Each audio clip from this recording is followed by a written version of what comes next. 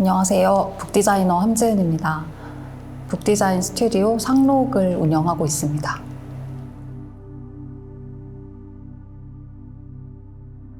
추사 김정희는 예술과 학문 모두에 뛰어나면서도 독창적인 서체를 남긴 위대한 인물이라고 생각합니다.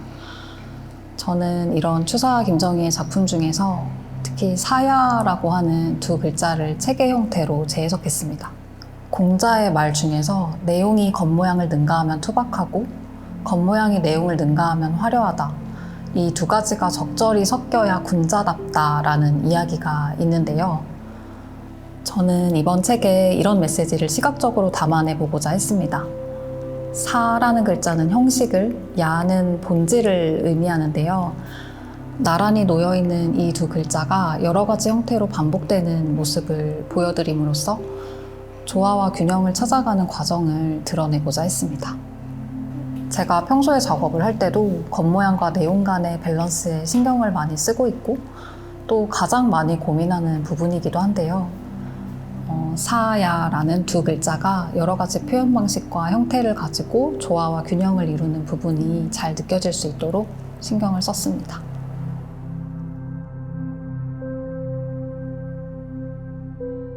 저는 그동안 책을 디자인하면서 주로 문학, 그 중에서도 고전 문학을 많이 다뤄왔는데요. 고전의 가장 큰 매력은 아주 오래전에 쓰인 이야기지만 지금의 나에게도 여전히 여러 메시지를 전한다는 것에 있을 것 같아요. 그래서 오래전의 이야기 그리고 미의식도 마찬가지일 것 같은데 이런 전통적인 미의식이 현대에 큰 가치를 지닐 수 있다는 것을 환기하는 시도를 책 디자인을 통해 이어가고 있고 이번 추사 다시 전시에서 보여드릴 책에서도 이런 부분을 가장 강조하고 싶습니다.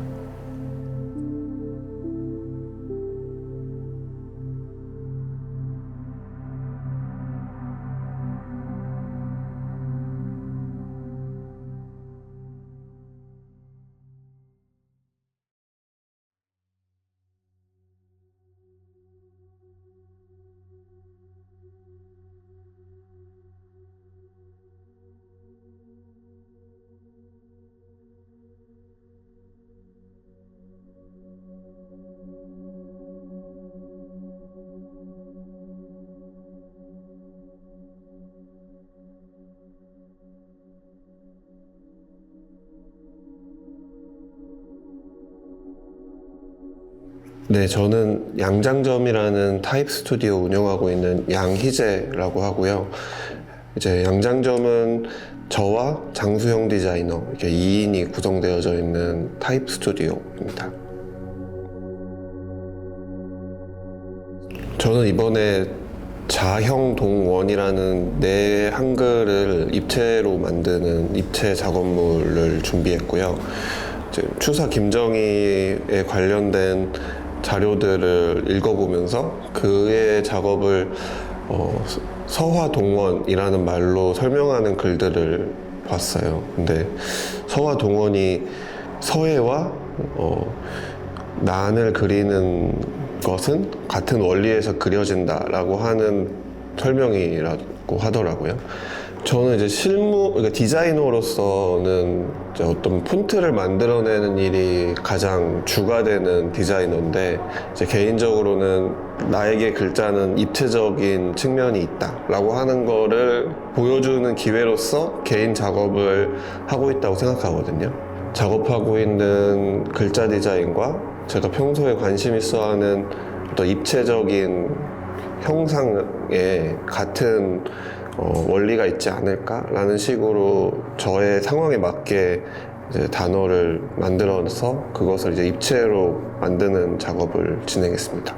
현대 디자이너들 대부분 디지털 작업을 하고 있으니까 화면에서 보이는 것과 실제로 내 손에 만져지는 물성 있는 것 안에서 생기는 차이들 그런 것들을 감각하면서 뭔가 제가 가지고 있는 관심사들을 작업에 보여주려고 했습니다. 저는 이제 전통과 현대를 이렇게 나눈다는 것에 관한 것부터 고민하는 것 같기는 하고요. 현대에 만들어진 무언가가 과거의 어떤 것과 연계되어져 있지 않은 것들은 없다고 생각하고, 그렇기 때문에 어떤 개인의 특수성이 전통이라는 엄청 방대하게 느껴지는 키워드에 어떻게 미세하게 연결되어져 있는가를 개인적으로 발견하는 것, 전통과 현대가 나로 인해서 뭔가 연결되어지는 것, 그것이 저에게는 그 두 키워드가 연결되어져 있는 방식이라고 생각합니다.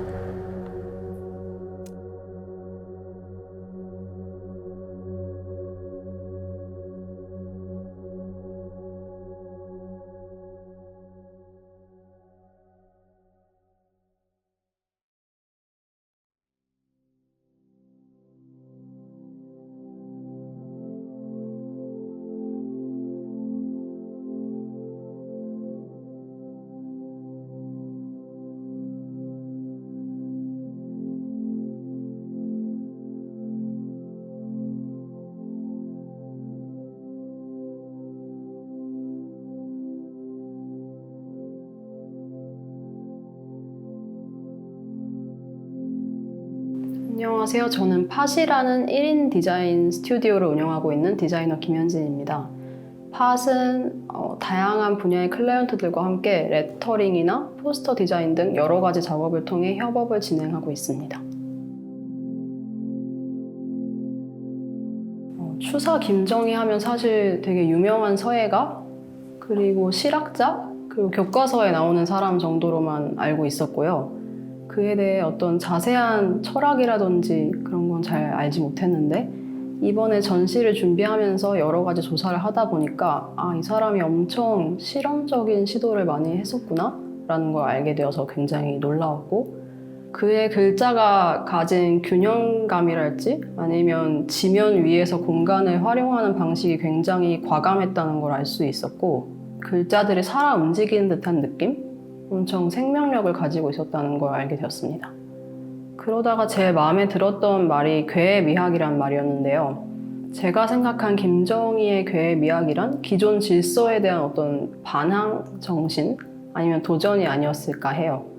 그래서 저는 이번 전시에서 그 괴의 미학을 계승하고 어떤 저만의 방식으로 글자 그리는 이 행위를 유희로 전환하고자 했거든요.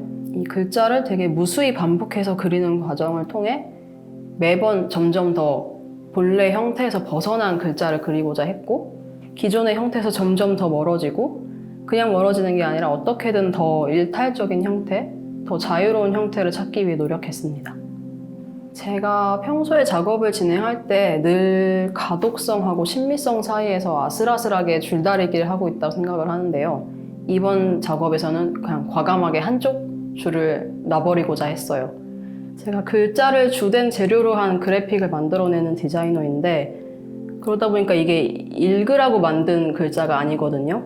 근데 꼭 사람들은 보면 이걸 어떻게든 읽어보려고 하더라고요. 추사 김정희의 서예를 비난했던 사람들에게 김정희가 이렇게 말을 했다고 해요. 이건 글씨를 쓰기 위한 게 아니다.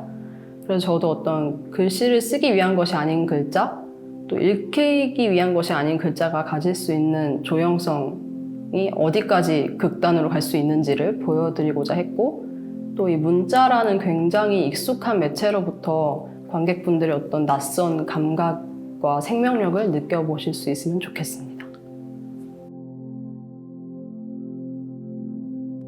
추사의 작업을 이번에 많이 살펴보면서 처음 든 생각이 굉장히 현대적인 미감을 가졌다, 현대적인 시도를 많이 한 사람이다 라는 생각이 제일 먼저 떠올랐는데, 사실 생각을 할수록 안 맞다고 생각을 한 게, 이 사람이 지금 그걸 미리 한 게 아니라 이게 이미 김정희가 이런 시도를 했기 때문에 현대 타이포그래피와 현대 디자이너들이 어떤 영향을 받지 않았을까 하는 생각이 들었고요.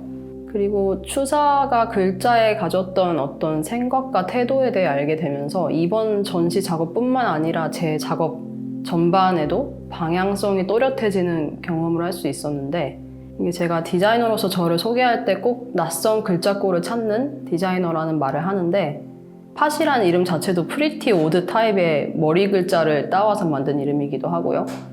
근데 이 이상하고 낯선 글자를 그리는 것의 의미가 뭐지? 뭔가 맥락이 있어야 하지 않나 하는 고민을 하게 된 지점이 늘 있었고, 근데 이번에 그 괴의 미학에 대해 알게 되면서 그에 대해 어떤 일부 대답을 얻었거든요.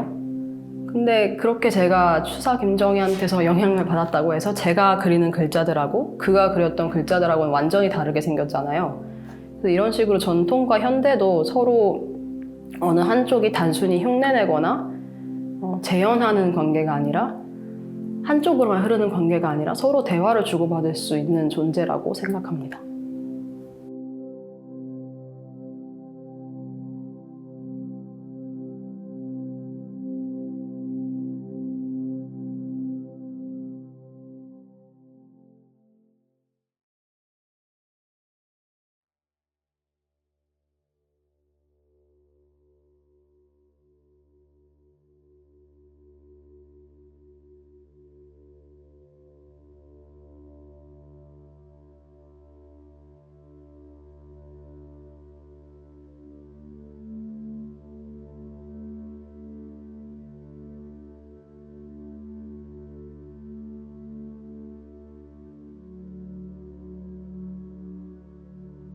네, 저는 이제 서예와 디자인을 접목한 먹거리를 통해서 이 한글이 가지고 있는 예술성을 찾고 알리는 작업을 하고 있는 현대 한글 서예가 강병인입니다.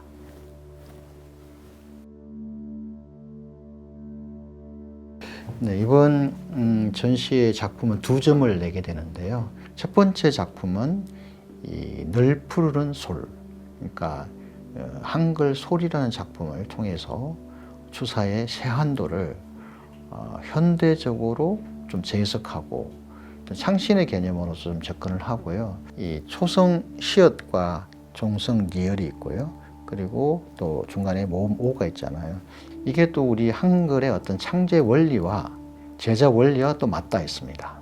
예를 들면 이제 첫 소리는 하늘, 그리고 끝 소리는 땅, 그리고 그 끝소리와 첫 소리를 이어주는 것은 이제 사람의 역할로 우리 한글은 이제 규정해 놨는데요. 종성인 니을, 니을은 뿌리로 해석하고요. 모오는 이제 소나무의 가지로, 그리고 초성 시옷은 소나무의 이파리를 통해서 이 소나무 한 그루가 아주 어렸을 때부터 자라는 모습을 이제 표현할 겁니다. 두 번째 작품은 이제 추사의 잔서 완성루라는 글씨를 한글로 다시 한번 치환하려고 합니다. 그 잔서 완성루의 조형을 살펴보면 윗줄 맞추기가 되어 있고 아래쪽은 자연스럽게 흘러져 있습니다. 그것은 그대로 좀 끌고 갈 겁니다. 한글에서. 다만 이제 한글과 한자의 구조가 달라요. 한글은 이제 하늘과 땅, 사람 이렇게 나누고 합하는 기본적으로 해체와 조합이라는 개념이 있고, 한자는 이제 돌을 보고 돌석을 만들고 달을 보고 달월을 만들고 나무 목자 2개를 붙여서 수풀림을 만들고 이런 구조잖아요. 그래서 이 추사가 쓰신 그 잔서 완성루 한자와 한글을 직관적으로 좀 비교할 수 있어요. 잔서 완성루를 통해서 저는 그 한글과 한자가 가지고 있는 같으면서도 다름을 좀 이야기해 보려고 합니다. 저는 이제 기본적으로 추사를 전통으로 좀 보내는 것에 좀 약간 좀 거부감이 있고요. 왜냐하면 그의 작품들은, 생각은 굉장히 미래에 있었어요. 어쩌면 지금 이 시대에 그대로 있다고 해도 과언은 아니라고 저는 보거든요. 그만큼 추사 김정희 선생은 이제 분명 이제 조선시대 그 서예가이긴 하지만 그 시대도 그렇고 지금 시대도 저는 굉장히 현대적인 예술가다. 오늘날에도 우리가 추사에게 배울 것은 너무 많다. 그리고 그가 우리들에게 하는 얘기가 있어요. 그게 뭐냐면 학예일치란 말을 쓰거든요.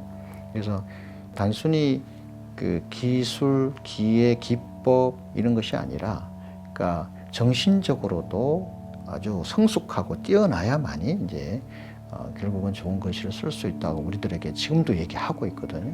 그래서 제가 자주 하는 말이지만 팔뚝 밑에 만권의 책을 묻어야 한다 이런 얘기를 하거든요. 책이라는 게 우리가 단순히 지식을 이제 얻는 것은 아닌 것 같고요. 이 세계를 두루두루 살펴볼 수 있도록 하는 것 같아요. 제가 이제 추사를 이 시대에 다시 불러내는 거잖아요. 추사를 다시 보는 것도 있지만 추사의 그 예술 세계를 오늘날 그대로 옮겨와도 물리적으로 시대는 1800년대지만 현재 우리들에게 그냥 또 지금 같이 막 글씨를 쓰고 공부하고 있는 이제 사람이 저는 추사다. 그래서 추사를 이번에 전시회에서 좀 그대로 지금 현대적으로 같이 끌고 와서 같이 호흡하고 같이 공부하고 같이 글씨를 쓰면서 놀아보는 그런 계기가 되었으면 좋겠습니다.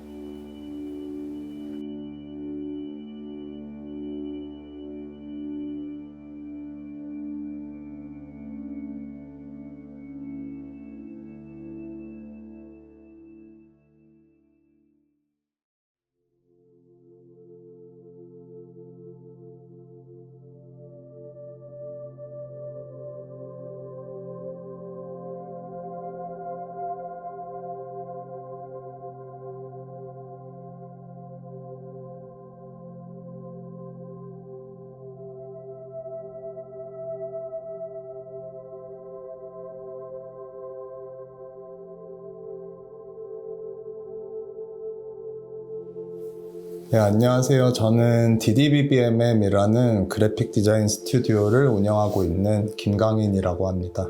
같이 DDBBMM을 운영하고 있는 이윤호라고 합니다. 저희는 주로 문화예술기관이나 기업들과 함께 인쇄 기반의 작업을 하고 있습니다.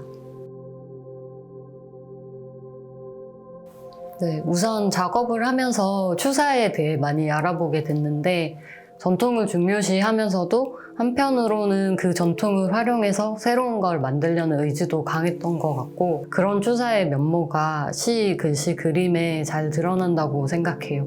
그 세 가지가 모두 경지에 오른 사람을 시서와 삼절이라 불렀다고 해요. 그는 거기에 더해서 도장 정각에도 관심이 많았고 작품마다 굉장히 다양한 도장을 찍었거든요. 그렇게 시서화에 더해서 도장에도 조예가 있는 사람을 시서화인 사절로 불렀는데 저희는 추사를 시서화인 사절에 가까운 인물로 생각하고 작품을 계획하게 됐습니다. 서양에서는 쉽고 저렴하게 만들 수 있는 고무도장이 19세기 중반에 만들어졌는데요. 저는 도장의 역사에서 추사가 어느 지점에 놓여 있는지에 먼저 관심이 갔어요.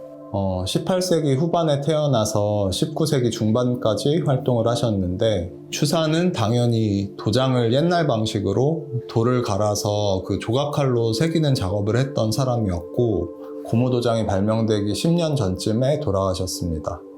추사가 만약 고무도장을 사용할 수 있었다면 이라는 상상을 해보게 됐어요. 근데 전통적인 서예를 중요시하면서 한편으로는 새로움을 추구하고 또 실학에도 관심이 많았던 사람이다 보니까 오히려 원래 본인이 만들던 도장보다 훨씬 다양한 방식으로 여러 가지 시도를 했을 거라는 생각이 들었습니다.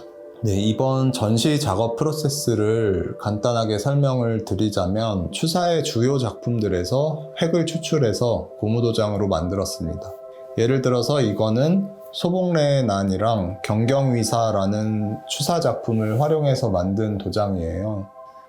이런 도장을 수십 가지를 만들었고요. 시와 글씨, 그림, 도장이 모두 일치된 새로운 문인화를 그리는 작업을 했습니다.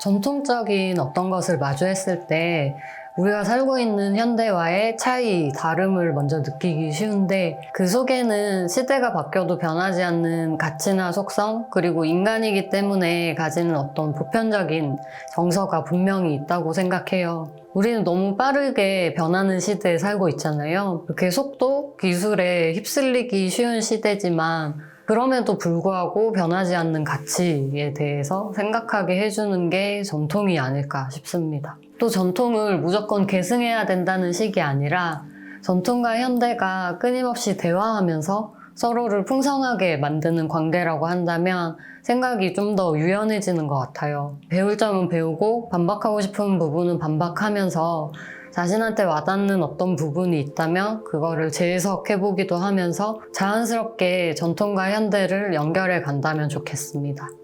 저는 이제 스마트폰에도 전통이란 말을 써도 된다고 생각해요. 그러니까 아이폰 3는 이제 형태 면에서나 기능 면에서나 완전 유물처럼 느껴지거든요. 근데 어차피 우리는 전통이랑 현대가 뒤섞인 채로 살 수밖에 없는 것 같아요.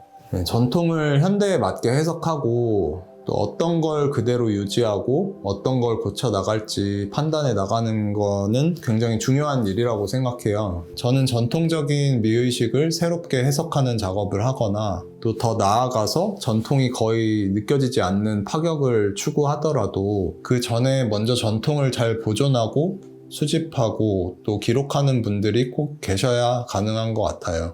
그러니까 전통 원형에 대한 자료가 없거나 잘 정리가 안 돼 있으면 그걸 이용해서 뭔가를 할 수가 없잖아요. 그런 면에서 박물관은 꼭 필요한 곳이라고 생각합니다.